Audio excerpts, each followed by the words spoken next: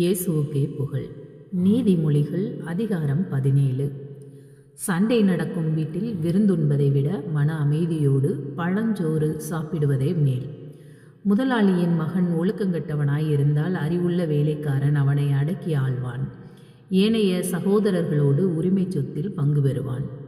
வெள்ளியை உலைக்களமும் பொன்னை புடக்குகையும் சோதித்து பார்க்கும். உள்ளத்தை சோதித்து பார்ப்பவர் ஆண்டவர். தீங்கு விளைவிக்கும் பேச்சை தீயவன் விருப்பத்தோடு கேட்பான். அவதூறான கூற்றினை பொய்யன் ஆவலோடு கேட்பான். ஏழையை ஏளனம் செய்கிறவர் அவரை உண்டாக்கினவரையே இகழுகிறார். பிறருடைய இக்கட்டை பார்த்து மகிழ்கிறவர் தண்டனைக்கு தப்ப மாட்டார். முதியோருக்கு அவர்களுடைய பேர பிள்ளைகள் மணிமுடி போன்றவர்கள். பிள்ளைகளின் பெருமை அவர்கள் தந்தையரே. பயனுள்ள பேச்சுக்கும் மதிகேடனுக்கும் தொடர்பே இல்லை. பொய்யான பேச்சும் அரசனுக்கு பொருந்தவே பொருந்தாது. கைக்கூலி கொடுப்பவர் அதை ஒரு மந்திர தாயத்தைப் போல பயன்படுத்துகிறார். அதை கொண்டு அவர் எடுத்த காரியம் அனைத்தையும் நிறைவேற்றுவார். குற்றத்தை மன்னிப்பவர் நட்பை நாடுகிறவர். குற்றத்தை திரும்ப திரும்ப நினைப்பூட்டுகிறவன் நட்பை முறிப்பான்.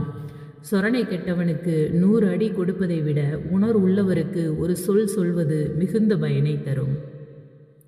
தீயவர் கலகம் செய்வதையே நாடுவர்.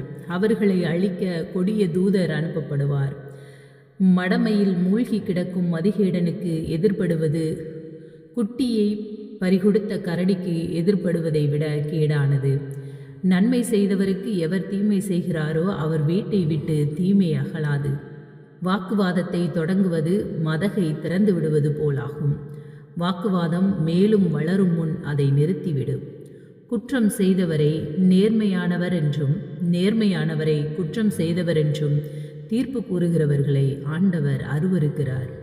மதிகேடர் கையில் பணம் இருப்பதால் பயனென்ன? ஞானத்தை பெற்றுக்கொள்ள செலவிடுவாரா? அவருக்கு தான் மனமில்லையே. நண்பன் எப்போதும் அன்பு காட்டுவான். இடுக்கண்ணில் உதவுவதற்கே உடன் பிறந்தவன் இருக்கின்றான். அடுத்தவர் கடனுக்காக பொறுப்பேற்று அவருக்காக பிணையாய் நிற்பவன் அறிவில்லாதவனே. வாதத்தை நாடுகிறவன் குற்றப்பழியை நாடுகிறான். இருமாப்பான பேச்சு இக்கட்டை வருவிக்கும். கோணல் மதியுள்ளவர் நன்மையை காணார். வஞ்சக நாவுள்ளவர் தீமையில் சிக்குவார். மதிகேடனை பெற்றவர் கவலைக்குள்ளாவார். மூடருடைய தகப்பனுக்கு மகிழ்ச்சியே இராது. மகிழ்வார்ந்த உள்ளம் நலமளிக்கும் மருந்து. வாட்டமுற்ற மனநிலை எலும்பையும் உருக்கிவிடும். கயவர் மறைவாக கைக்கூலி வாங்கி கொண்டு நியாயத்தின் போக்கையே மாற்றிவிடுவார். உணர்வுள்ளவர் ஞானத்திலேயே கண்ணாயிருப்பார். மதிகேடரின் கவனமோ நாற்புறமும் அலையும். மதிகெட்ட மகனால் தந்தைக்கு கவலை, பெற்ற தாய்க்கு துயரம். நேர்மையானவருக்கு அபராதம் விதிப்பதும் நன்றல்ல. மேன்மக்களுக்கு கசையடி கொடுப்பதும் முறையல்ல.